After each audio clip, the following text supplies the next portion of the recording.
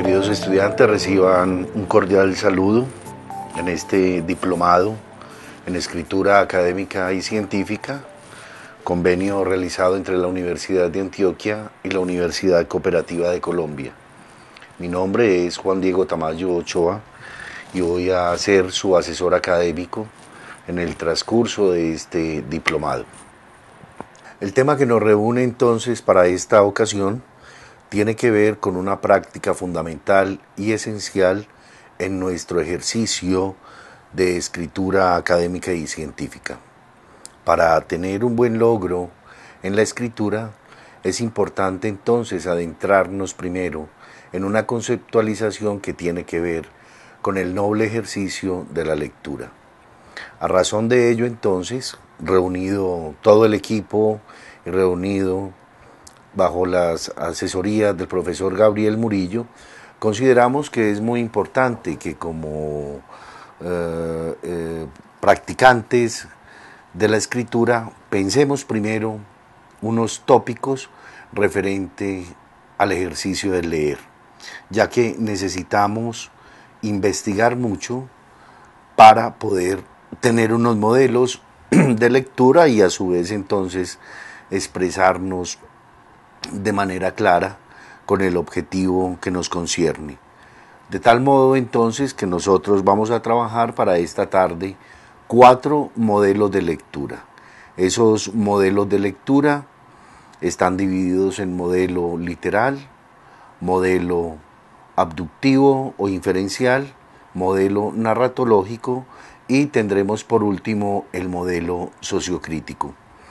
Ciertamente en el ámbito académico se consideran, digamos, 3 modelos fundamentales, el literal, el inferencial y el crítico. Nosotros queremos ampliar nuestra perspectiva con el modelo narratológico y nos parece importante trabajar este modelo porque es la puesta en escena, la puesta en práctica ya del escritor. Entonces estaremos dando cuenta de cada uno de ellos, los vamos a explicar y los vamos a trabajar. Como primer lugar, entonces, consideremos un primer elemento y lo vamos a llamar hacia la lectura. Traemos a colación una frase de Jorge Luis Borges que dice: de los diversos instrumentos inventados por el hombre, el más asombroso es el libro. Todos los demás son extensiones de su cuerpo. Solo el libro es una extensión de la imaginación y de la memoria. Esta cita de Jorge Luis Borges nos trae entonces una reflexión muy interesante a propósito de lo que es el libro como invento de la humanidad y, ligado a ello, la escritura. Los seres humanos más o menos se demoraron 2000 años concibiendo, inventando un sistema de significación, un sistema que además permitió que se moldeara también una forma de pensar. Entonces esos 2000 años inventando un sistema de significación ha sido de los inventos, sino el más importante para la humanidad. Detrás de la escritura viene la ciencia, viene la tecnología, vienen todas las formas de expresión literarias, científicas, etc. Nuestro ejercicio como lectores siempre va a tener como punto de partida un compromiso muy importante y muy alto, máxime si estamos entonces en el espacio de la academia. La universidad demanda que como transmisores de un conocimiento podamos compartir ese conocimiento y para ello entonces nos servimos de una suma de autores, de una suma de escritores que nos van a facilitar la comprensión de un saber o de un conocimiento. Decía Bergson que leer es el único acto importante de la vida y que leer es la puerta que nos conduce al conocimiento del hombre. Sin lugar a dudas, esta frase entonces nos va a llevar a pensar una primera posibilidad frente a la pregunta: ¿qué significa leer? Para ello, pues, se han dado como muchas definiciones. Leer no solamente estaría en el plano, en la perspectiva de la decodificación de un sistema de significación. Leer no solamente significaría poder entrar en contacto con un escritor y con la visión que éste tiene del mundo. Leer significa muchas cosas. Vamos a ver entonces, poco a poco, qué es leer. En primer lugar, tenemos que considerar que se da una construcción de un texto y que el texto es un tejido que se construye para crear un sentido. En otras palabras, el texto es un tejido significativo, donde el autor va a disponer entonces de unas herramientas de construcción de ese sentido. De forma tal, pues, que nos acercamos a una primera figura, que es la figura del escritor, que construye un mensaje, y ese mensaje entonces va dirigido a un lector. Ese lector puede ser virtual, potencial, o puede ser un lector, un destinatario específico. En este caso podríamos pensar que tendremos un destinatario específico y que ese destinatario es una comunidad académica particular. Detrás de todo texto, detrás de toda composición con sentido, el escritor tiene una intención comunicativa. Esa intención es informar, convencer, persuadir, las más de las veces. Y a su vez entonces está buscando también, detrás de esa escritura, generar o producir un efecto comunicativo con ese destinatario, para con ese lector. Bien sea entonces que este lector se convierta en un aliado, en un testigo o en un oponente. En un aliado de su información, en un testigo en la medida en que solamente va a participar de la lectura y no va a tomar ninguna posición, o por su parte en un oponente, en tanto entre entonces a contradecir, a rebatir lo que nos está diciendo este autor. Así pues, el autor, en el plano de la lectura, va a buscar también unas estrategias de significación. Ese autor va a considerar un plan de escritura. En ese plan de escritura, él se va a preguntar varios asuntos que son importantes que los tengamos en cuenta. Para ello entonces el primer punto es qué decir, cuál es el tema que el autor va a tratar. Y si va a hablar de un tema, pues obviamente debe tener un conocimiento del tema, y para alcanzar ese conocimiento del tema debe recurrir a unas fuentes que son importantes. Fuentes que se dan en dos perspectivas. Una que llamaríamos entonces el estado del arte, un recorrido de lo que se ha hablado a propósito de ese tema. O en su defecto, si no es menester hacer ese estado del arte, se centraría, digamos, en una relación directa, concreta con ese tema. ¿Qué se ha dicho en el último tiempo a propósito de lo que él quiere hablar? ¿Cómo decirlo? El cómo decirlo tendría que ver entonces con una tipología textual. ¿Cuál es el tipo de texto que él va a manejar? Bien es sabido que esas tipologías textuales o los modos de organización del discurso se dividen en 4 elementos: narrativo, descriptivo, expositivo y argumentativo. Cada uno de estos modos de organización del discurso, a su vez, tienen unos géneros discursivos, una forma particular de expresarse.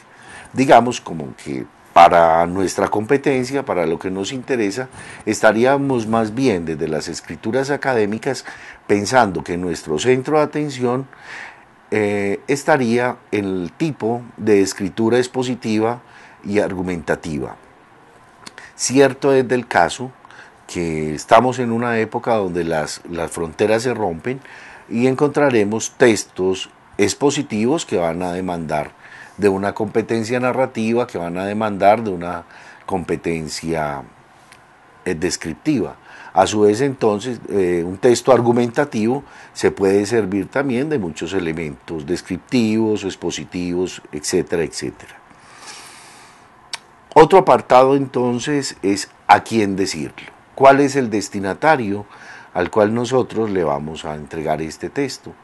Es muy importante considerar siempre el destinatario. De un lado, el hecho de pensar que le estamos hablando a alguien ya significa que vamos a tener un eje de selección de las palabras, que hay un lenguaje particular, que hay un lenguaje específico, que hay unas formas y unas figuras narrativas, literarias, de ejemplos, etcétera, que nos van a servir entonces para tener un contacto con ese destinatario. Y a su vez, pensémoslo, el hecho de tener un destinatario hará que el ejercicio de la escritura sea mucho menos solitario. Entonces es importante siempre considerar a quién le vamos a escribir, ¿sí? La escritura es un yo que se dirige a un tú, y eso va a facilitar mucho más también entonces la construcción del mensaje. ¿Para qué vamos a decir eso? ¿No es cierto? El hecho de pensar para qué vamos a decirlo ya nos pone entonces en el lugar de esa intención comunicativa. Hablábamos ahorita que esa intención comunicativa puede ser informar, que esa intención comunicativa puede ser también disuadir algo, que esa intención comunicativa puede estar también centrada en el ejercicio de convencer, ¿sí? Entonces es importante que tengamos presente este elemento al momento de la escritura. ¿Dónde decirlo? ¿Cuál es el contexto entonces que rodea todo ese mensaje? El dónde decirlo implica también a su vez una selección de elementos que consideran los mecanismos y prácticas discursivas para alcanzar una muy buena significación. ¿Y por qué decirlo? Nos llevaría entonces a pensar que detrás existe ese efecto comunicativo del que ahorita hicimos alusión. Pensemos entonces el tema nuevamente de la lectura y decimos con Karonsky que nadie trabaja tanto como un verdadero lector. Eso es cierto. Estamos en una época en la cual el lector ha dejado de cumplir una función de ser pasivo para convertirse en un ser completamente pasivo.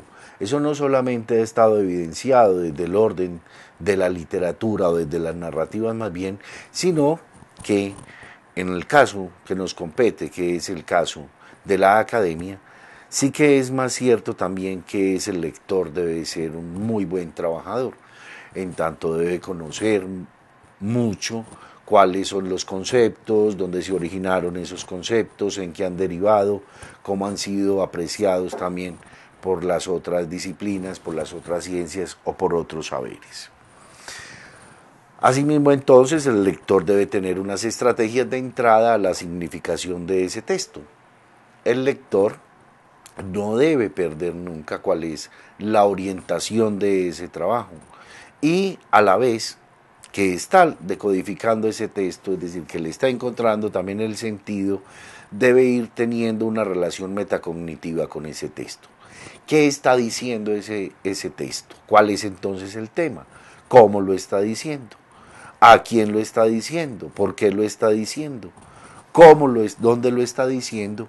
¿Y por qué lo está diciendo? Vemos entonces que es una relación de doble juego donde si hay una estrategia de parte de ese autor, la misma estrategia se va a presentar de parte del lector para a su vez después asumirse como productor de sentidos. Leer es trabajar, nos dice Stanislao Zuleta. Nuevamente entonces volvemos sobre el noble ejercicio de la lectura y nos preguntamos como lectores, en la medida en que estamos frente al texto, varios asuntos. Uno de ellos entonces es qué información está buscando. No se llega al texto por llegar al texto. El lector siempre debe pararse desde un lugar en el cual está buscando una información. Entonces, ¿cuál es la información que está buscando? ¿Cuál es la intención que ese lector tiene al leer ese texto? ¿Por qué está leyendo ese texto? ¿Cómo va a trabajar el texto? ¿Cuáles son esas estrategias de lectura que va a ser posible entonces para que el texto se enriquezca más y pueda también encontrar muchos más sentidos? ¿Cuál será el tiempo que le va a dedicar a esas lecturas? Hay una memoria corporal y hay una memoria semántica y hay una memoria cognitiva. Trabajar o leer un texto 15, 20, 30 minutos, después descansar 5, etcétera. Es importante que lo consideremos. Es un ejercicio, digamos, a desarrollar, y es un ejercicio que cada lector debe descubrir. Hay lectores que tienen una capacidad de lectura 3, 4 horas, hay otros que poco a poco, gradualmente van encontrando entonces su ritmo de lectura. Y otro elemento que nos parece importante considerar es dónde se realizará la lectura. ¿Sí? Es de función esencial pensar en un espacio que sea propicio para la lectura. Hay textos, como lo dice Benjamin, que se pueden leer en la cama, hay otros textos que los podemos leer en un parque, hay otros textos que los podemos leer en un aula de clase, hay otros textos que sí ya van a requerir entonces todo un ejercicio esencialmente religioso, y que allí entonces es importante que podamos adecuar un espacio para, para la lectura, ¿no es cierto? Necesitamos de la biblioteca, necesitamos del escritorio, tener el escritorio despejado, solamente con los elementos que vamos a trabajar, con buena luz, buena iluminación, tener diccionarios a la mano, tener todos los elementos de referencia entonces que nos van a permitir cumplir con nuestro cometido. Leer es trabajar. Haciendo entonces esta pequeña digresión sobre lo que es el ejercicio del escritor y a su vez el ejercicio del lector y cómo se encuentran entonces en ese punto que es el texto, pasemos ahora a comentar cada uno de los modelos de lectura. Les habíamos entonces adelantado que son 4 los modelos a trabajar: el modelo literal, el modelo abductivo o inferencial, el modelo narratológico y el modelo sociocrítico. Demos entonces comienzo con nuestro primer modelo, y ese modelo lo vamos a llamar el modelo literal. Vamos a tomar siempre como punto de referencia, como unidad de análisis, el texto. Entonces el texto va a ser el punto de partida para cada uno de esos modelos. En consecuencia, ese texto, que es un tejido significativo, para el modelo literal será el punto de partida. Por tanto, la literalidad es la relación que encontramos entre el texto con el texto mismo. Es un modelo muy importante porque le permite entonces al lector un acercamiento de primera mano a todo ese elemento de significación, a ese texto, digámoslo como que es el momento de contacto, el momento de entrada, el momento donde se empieza a ver qué es lo que nos está diciendo ese autor a través del texto.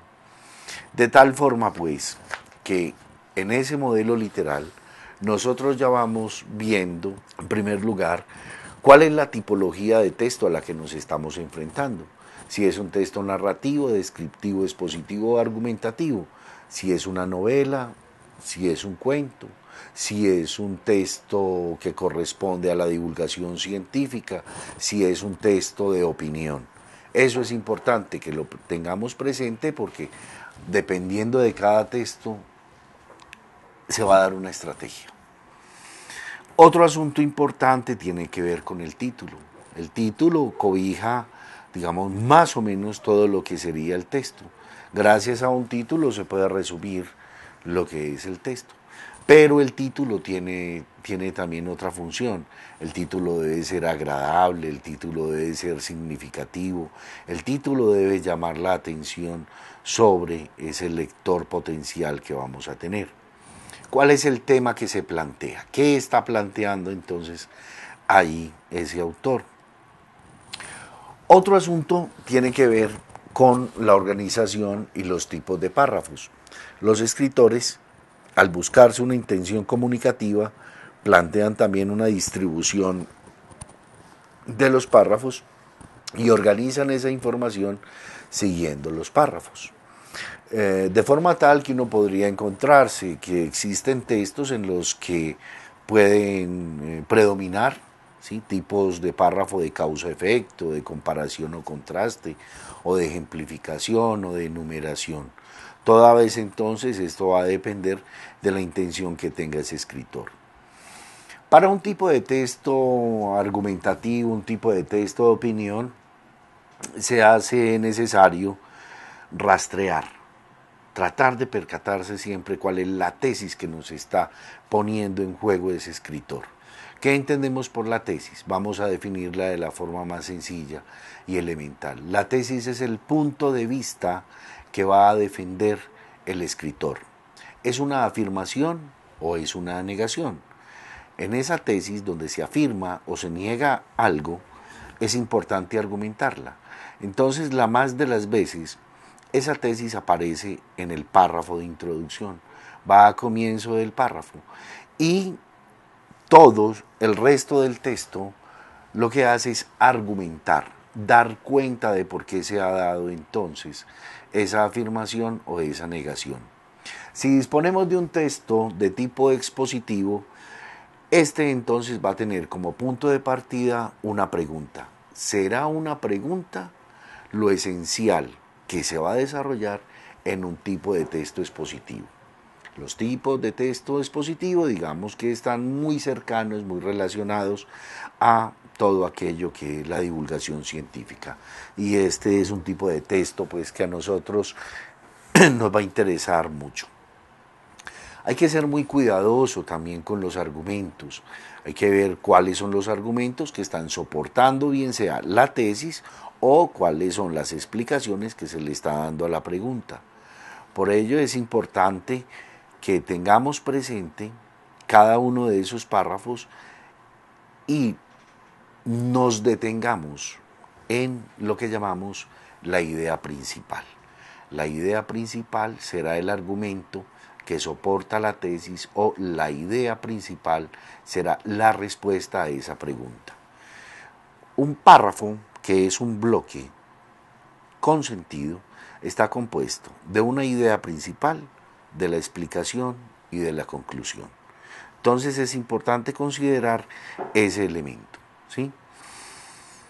Un autor, para escribir ese texto, se va a servir de las citas, de las referencias.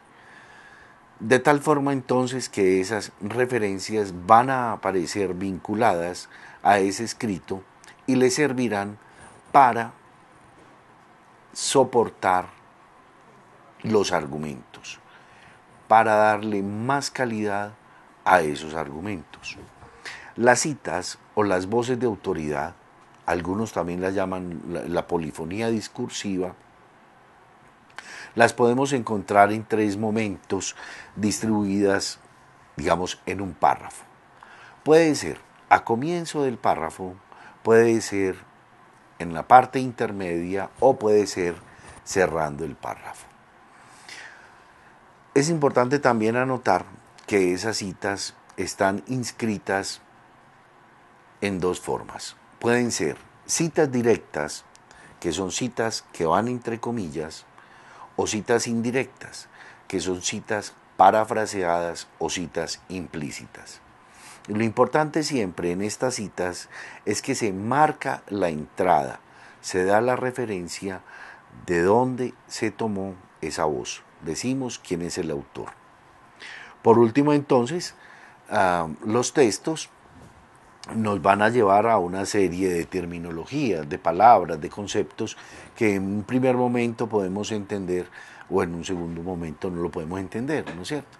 Entonces lo vamos a llamar el significado contextual. Hay palabras que por el contexto nosotros podemos llegar a ese significado, pero existen otro tipo de palabras, otro tipo de conceptos que se nos hacen distantes, lejanos. A razón de ello, entonces, es importante que tengamos nuestros diccionarios, el diccionario básico o a su vez tener un diccionario técnico, en tanto se requiera. Dice el escritor irlandés Mirror, siempre que leo me preocupo de cómo voy a escribir. En efecto, todo ejercicio de lectura termina en la aventura de la escritura. El lector debe tener siempre, desde la perspectiva de la literalidad, unas estrategias de lectura. Eso le va a ayudar entonces a ganar mucho tiempo en la recuperación de la información, en la acumulación de los datos y en la simplificación de esos mismos datos. Por eso es importante entonces pensar que se está leyendo para escribir y que esas lecturas nos van a servir como modelos para poder tener entonces ese ejercicio de significación. Llamamos a este ejercicio estrategias de recuperación de la información. El lector tiene dos tipos de memoria. Una memoria inmediata, que es lo que puede recordar en el momento de la lectura, y una memoria mediata, que es a largo plazo. Cuando se trata de un tipo de escritura de investigación académica, es muy importante no confiar solamente en esa memoria inmediata, sino en una memoria mediata, y esa memoria mediata es importante construirla a través de las estrategias de recuperación de la información. Así entonces, tenemos como una primera estrategia el subrayado. Es importante que en la medida en que vamos leyendo, vamos subrayando los datos que se nos pueden aparecer y que son importantes para nuestra escritura. Es importante que vamos subrayando las ideas principales, los argumentos, es importante que vamos subrayando ciertas fechas, es importante incluso que subrayemos las palabras. Igual también cada lector va teniendo unas estrategias de subrayado. Puede subrayar con lápiz, con lapicero, con resaltador, etcétera. Incluso encontramos tipos de lectores que hacen unos subrayados donde tienen ciertas claves de subrayado, el amarillo para las ideas principales, el verde para la tesis, el azul entonces para los ejemplos, etcétera. Ese es un ejercicio que debe descubrir cada lector. Así pues que es una invitación a que vinculen el subrayado a la lectura, ¿sí? Incluso sabemos que muchos lectores muy acuciosos hacen notas al margen de los textos. Es importante que hagan siempre esas anotaciones, qué entendieron, qué no entendieron, eso con qué lo relacionan, con qué lo asocian. Esa información la pueden entonces coligar con otras formas o con otras fuentes de investigación. La otra estrategia a la que los estamos invitando a que consideren es el resumen. Resumir un texto es básicamente apropiarse de ese texto. Resumir el texto es decir cuál es la tesis y cuáles son los argumentos que ha utilizado ese autor para defender esa tesis. O en su defecto, cuál es la pregunta y cuáles son las respuestas que le está dando ese autor a ese texto. Algunos otros autores buscan o prefieren acercarse a el mapa semántico. La construcción del mapa semántico permite visualizar, graficar toda esa información. Entonces así puede ser más fácil, digamos, para aquellos que tienen más memoria visual, volver a recuperar y volver a rearmar el texto. Y por último tendríamos entonces otra estrategia que sería la reseña. La reseña nos llevaría a considerar dos aspectos. Primero, la reseña se conforma del resumen del texto más un comentario personal.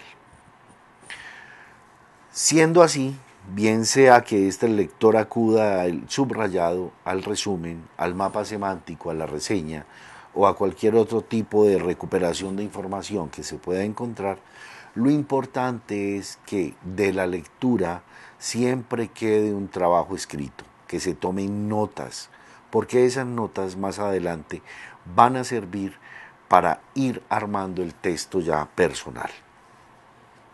Es entonces un primer acercamiento al modelo literal, la relación del texto con el texto. Aquí vamos siempre al pie de la palabra. Pasemos ahora entonces al modelo abductivo, la abducción, la inferencia. Abducir no es más que intentar adivinar, dice Peirce. Ciertamente, adivinar, pero adivinar siguiendo todo un proceso lógico de pensamiento. Hemos dicho que nuestra unidad de análisis es el texto. Aquí le vamos a dar entonces la relación esencial a lo que es el lector. En otras palabras, el modelo inferencial es la relación del texto con el lector. No tenemos aquí cualquier tipo de lector. Tenemos un lector que es supremamente ávido, que es un lector investigador, que es un lector que está siguiendo todas las pistas que le está planteando el autor, que está siguiendo todos los eventos de significación que está dejando ese escritor en el texto. Entonces, la figura del lector como investigador es muy importante en este modelo inferencial. Esto es lo que va a dar comienzo hacia el siglo XIX al modelo indiciario, al paradigma indiciario.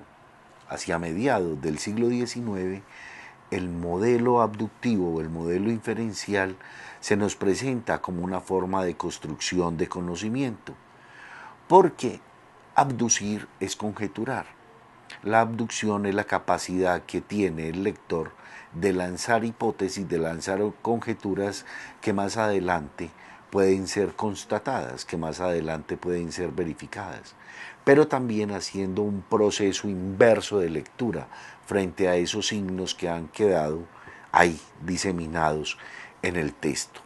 Por tanto, entonces ese lector tiene que rastrear muy bien las pistas de lo que él está buscando y de lo que le propone también el autor y poder reunir el sentido o los múltiples sentidos y en esa medida ir lanzando sus conjeturas, ir lanzando sus hipótesis.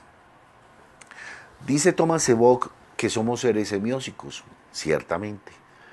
El ser humano es un ser productor de sentidos, crea sentidos constantemente, la cultura está plagada de sentidos, nuestros gestos están plagados de sentidos. Entonces, podríamos pensar que esos sentidos, desde el modelo abductivo, desde el modelo inferencial, son posibles gracias a que se establece una tipología de signos. Son 3 tipos de signos de los que vamos a hablar entonces a continuación. Una primera tipología es la que llamamos los indicios. Los indicios serán objetos dejados por alguien en el lugar de los hechos y que tienen una relación de pertenencia. Esos objetos siempre pertenecen a alguien. Al tener una relación de pertenencia, esos objetos pueden ser dejados en ese lugar de forma motivada o de forma inmotivada. En otras palabras, de forma consciente o de forma inconsciente.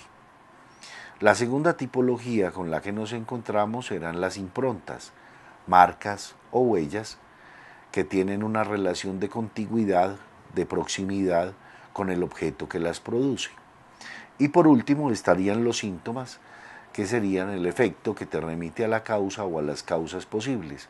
Por lo general, esos síntomas tienen una relación corpórea, están más relacionadas con el cuerpo. Ahora bien, volviendo entonces a ellas, podemos decir que los indicios, esos objetos, podrían ser las gafas, podrían ser un vaso, podrían ser un pañuelo. Las improntas, las marcas o las huellas pueden ser las pisadas que dejemos entonces en arena, pueden ser las huellas digitales o puede ser alguna marca que hagamos sobre una superficie determinada. Y por último, los síntomas, el efecto, la causa, lo corpóreo, pues puede ser el sudor, puede ser la coloración de la piel, puede ser también un gesto de animadversión o una muestra de afecto, puede ser alegría, tristeza, desazón, etc. El modelo abductivo entonces nos lleva a establecer que siempre ese lector está sobre la base de una lectura predictiva. Bajo la lectura de esos signos, ese lector siempre está pensando qué puede pasar, qué no puede pasar. En otras palabras, puede predecir lo que va a suceder. De allí que esté constantemente lanzando hipótesis frente a ese caso.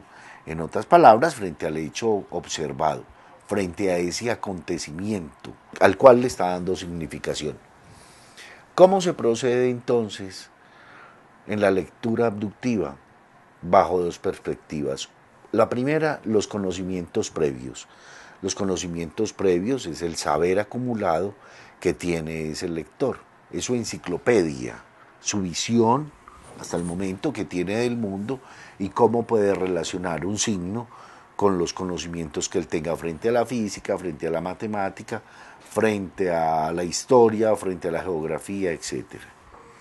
Y lo otro, la observación de los mínimos detalles. Recordemos entonces que en esencia el modelo abductivo tiene que ver con los mínimos detalles. Aquí no se trata de un lector que esté apreciando la generalidad, sino que está apreciando la particularidad, el detalle. Con esto entonces llegamos pues al módulo 1, planteando estos dos modelos, el modelo literal, el texto en toda su extensión, y como segundo punto, el modelo abductivo, el modelo inferencial, que es una invitación para que podamos leer los mínimos detalles, lanzar hipótesis, conjeturar y poder adivinar, pero adivinar aquí en este caso significa poder seguir un proceso lógico de pensamiento, y ese proceso lógico de pensamiento explica lo que hemos conjeturado. Muchas gracias.